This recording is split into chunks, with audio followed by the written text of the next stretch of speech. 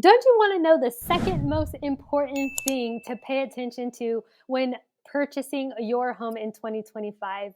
Let's go ahead and break down the second most important document, and some would actually even consider it as the most important document, is the Buyer Brokerage Agreement. Let me present to you the eXp Realty Buyer Broker Representation Agreement. First of all, let's go ahead and start off with my disclaimer. I am not a real estate attorney. I am just here to give you some educational information so you can make the best decisions. So let's go ahead and start off with this one. It can be a binding agreement, hence when you see exclusive agreement and non-exclusive agreement over here.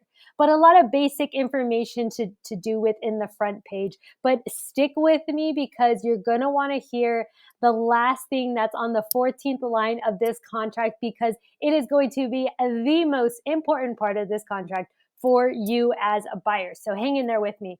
I won't take long, I promise. Down here on number 2, you are going to see the length of the transaction. And then I just want to point out this here, which has been and always will be the case. So the broker fee is not set by law, you guys. It never has been, and it most likely never will be.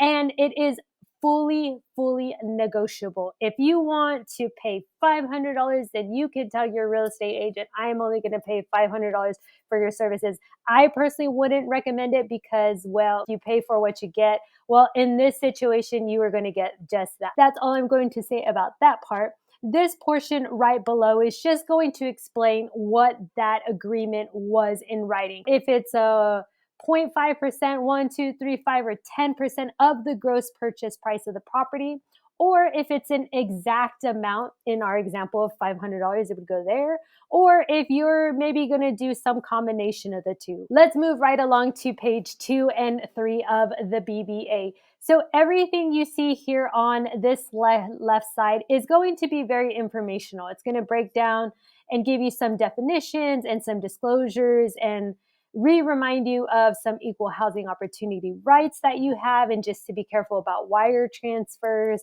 And then it even talks a bit about our Nevada laws.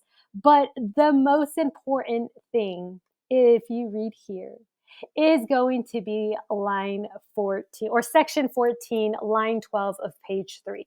Now, you might have worked out a perfect deal with your realtor, and then maybe they ghosted you, or maybe something happened where you guys have decided not to work together anymore.